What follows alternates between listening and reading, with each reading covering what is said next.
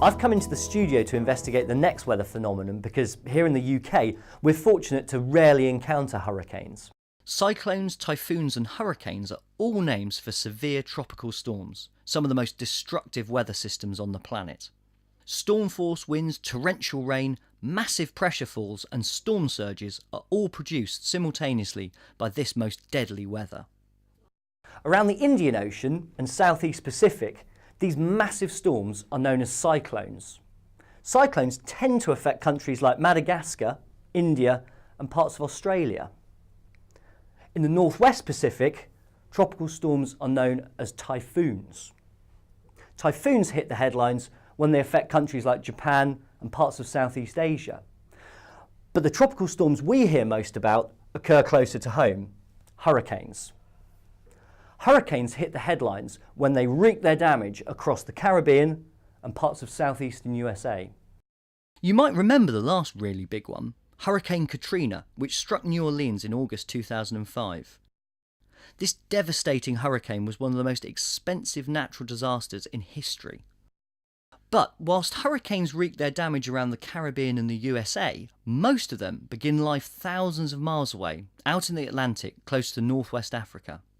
Hurricanes draw their energy from warm seas and can only develop where the sea temperature is 26 degrees Celsius. And they can only develop into major storms when the sea temperature is 28 degrees Celsius, which is like a warm bath, so we're unlikely to see them off the UK coast anytime soon. Like a grain of sand in an oyster creating a pearl, hurricanes require two elements to form around, either developing wave patterns or thunderstorms, neither of which are found under areas of high pressure, where descending air tends to keep the atmosphere stable and the weather generally fine. Other limitations, such as wind patterns in the upper atmosphere and the force of the rotation of the Earth, mean that hurricanes can only develop around a narrow band between 8 and 20 degrees north of the equator. That may seem like a really small area, but it's where the easterly trade winds converge and there's a plentiful supply of moisture. So it's a prime location for developing thunderstorms and the birthplace of the majority of hurricanes. Everything is in place. Converging trade winds meet. The warm air, heavily laden with water vapour, is forced to rise. In the cooling air, water vapour condenses into droplets. This change of state from water vapour to liquid releases latent heat, which further warms the atmosphere and allows it to become more and more buoyant. The air rises even more rapidly and produces more and more violent thunderclouds. But that's only the beginning.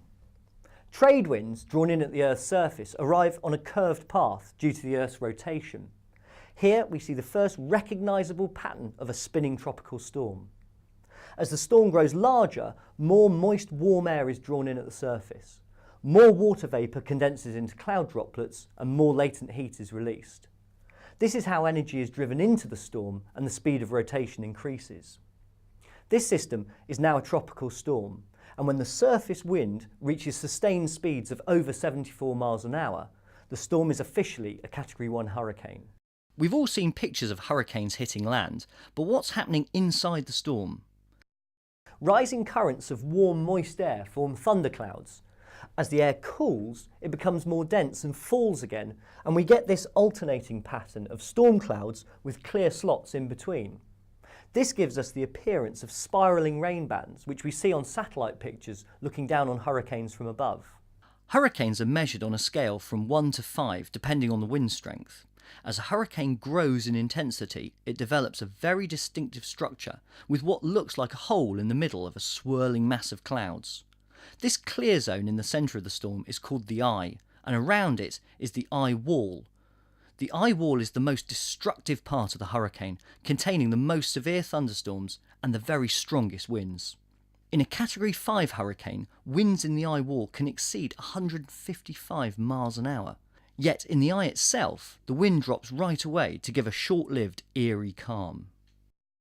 As well as causing massive damage simply because of their destructive strength, hurricane-force winds can have an even more devastating side effect. Have you ever blown hard across the surface of a hot drink and spilt a little bit over the side? In 2005, Hurricane Katrina blew a wall of seawater, known as a storm surge, ahead of it, which was 8 metres high. It swept over New Orleans sea defences, engulfing most of the city. We're getting better and better at forecasting the strength and direction of hurricanes, giving people living in their path precious time to protect themselves and their property. And we're even able to predict roughly how many storms there will be in each Atlantic hurricane season, information that's very valuable to the insurance industry. But we still have lots to learn about tropical storms, especially what the impact of climate change will be on the strength and number of these storms and where they're likely to wreak their destruction. If you want to learn more about hurricanes, there's loads more information on the Met Office website.